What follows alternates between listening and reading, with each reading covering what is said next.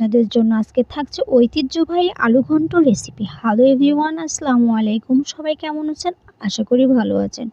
সবার জন্য দুপুরের শুভেচ্ছা ও ভালোবাসা রইল। ঘন্টটা দেখুন কতটা লোভনীয় এবং পারফেক্ট হয়েছে।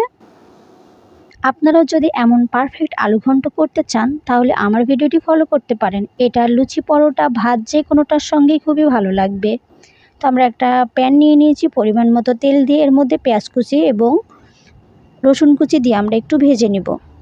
পেঁয়াজ কুচি এবং রসুন কুচি একটু ভাজা হয়ে গেলে এর মধ্যে অ্যাড করে দিব কাঁচামরিচ।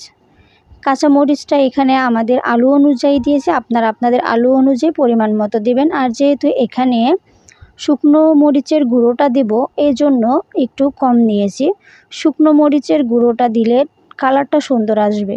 তো এখানে 1 টেবিল চামচ পরিমাণ জিরা বাটা এবং 1 টেবিল চামচ রসুন বাটা, 1 টেবিল চামচ পরিমাণ পেঁয়াজ বাটা এবং 2 চা চামচ আদা বাটা, পরিমাণ মতো লবণ, পরিমাণ মতো হলুদের গুঁড়ো এবং পরিমাণ মতো শুকনো ঝালের গুঁড়ো দিয়ে খুব ভালো করে মশলাটা কষিয়ে নিব। এখানে সামান্য একটু পানি দিয়ে মশলাটা কষিয়ে নিব। আমার কাছে মনে হয় এই আলু ঘন্টর রেসিপিটা এভাবে কষিয়ে কষিয়ে রান্না করলেই তেলের উপর দিয়ে একবারে সবথেকে পারফেক্ট হয়। অনেক রকম করে দেখেছি, আমার কাছে এটাই বেস্ট মনে হয়েছে। তো এখানে 2টো তেজপাতা, 4টে এলাচ এবং কয়েক টুকরো দারুচিনি দিয়ে আমরা মশলাটা খুব ভালো করে কষিয়ে নেব। এখানে কেটে ধুয়ে রাখা আলুগুলো আমরা অ্যাড করে দিয়েছি। এখানে এভাবে টুকরো করে কেটে নিয়েছি। আপনারা আপনাদের পছন্দ অনুযায়ী কেটে নিতে পারেন, তবে এখানে এই কাঁচা আলুটাই এভাবে কষাতে কষাতে রান্না করার চেষ্টা করবেন, তাহলে ভালো লাগবে।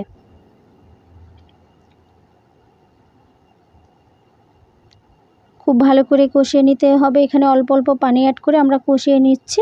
লুচি, পরোটা, রুটি, ভাত যে কোনোটার সঙ্গেই ভালো লাগবে। আর লুচির সঙ্গে খেলে জাস্ট এখানে একটু 5 ফোড়নটা অ্যাড করতে হবে, তাহলে টেস্টটা দ্বিগুণ বেড়ে যাবে। তো এখানে আমরা আরেকটু পানি অ্যাড করে কষিয়ে নিব। আমার ভিডিওটি ভালো লাগলে আমার চ্যানেলটি সাবস্ক্রাইব করে পাশে থাকবেন এবং বেল বাটনটা অন করে রাখবেন। আর যারা সাবস্ক্রাইব করে দিয়েছেন, আমার ভিডিওটি দেখছেন, তাদের জন্য দোয়া ও ভালোবাসা রইল।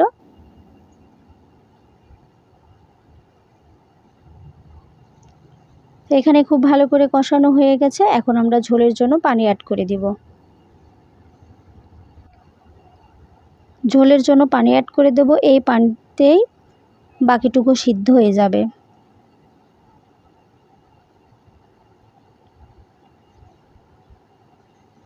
আপনারা কে কেমন রান্না করেন জানি না, তবে এই আলু ঘন্টটা এভাবে রান্না করলে খুবই ভালো লাগে। এতটা টেস্ট হয়, একবার খেলে বারবার খেতে মন চাইবে। ভালো করে মিশিয়ে আমরা কিছু সময় রান্না করে নিব।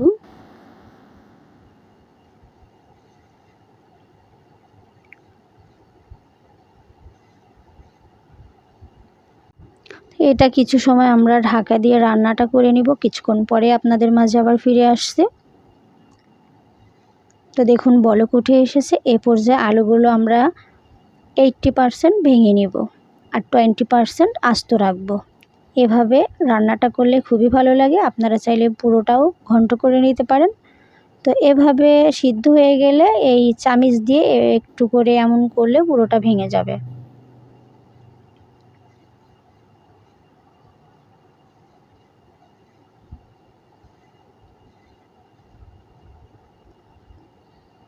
আর আলুটা নামানোর পরে ঝোল অনেক টেনে নেয়, এই জন্য আপনারা একটু ঝোল ঝোল থাকতে নামিয়ে নেবেন। আর অবশ্যই পর্যায়ে লবণটা চেক করে নেবেন। তো দেখুন আমি কেমন করে ভেঙে নিয়েছি। এটা রান্না প্রায় হয়ে এসেছে। এ পর্যায়ে আমরা একটা ভাজা মশলা অ্যাড করে দিব। অবশ্যই এখানে এই ভাজা মশলাটা অ্যাড করার চেষ্টা করবেন 1 চা চামচ উঁচু করে। এই গরম মশলা গুঁড়োর মধ্যে রয়েছে এলাচ, দারুচিনি ও জিরা, টেলে নিয়ে গুঁড়ো করে নিয়েছি। একটু নেড়ে চেড়ে আমরা নামিয়ে নেব। যারা একটু ঝোল ঝোল রাখতে চান তারা এ পর্যায়ে নামিয়ে নেবেন, কারণ আলুটা নামানোর পরে ঝোলটা অনেকটাই টেনে নেয়। তো আমরাও কিছুক্ষণের মধ্যে নামিয়ে নেব। দেখুন অনেকটাই শুকিয়ে গেছে। নামিয়ে পরিবেশন করে নিয়েছি। কেমন হয়েছে আমার এই রেসিপিটি অবশ্যই জানাবেন। আর যদি ভালো লাগে আপনারা বাসায় একবার রান্না করে দেখতে পারেন। যদি খেয়ে ভালো লাগে তাহলে কমেন্টে জানাতে ভুলবেন না। সবাই ভালো থাকবেন, সুস্থ থাকবেন, সবাই নিজের খেয়াল রাখবেন। আল্লাহ হাফেজ।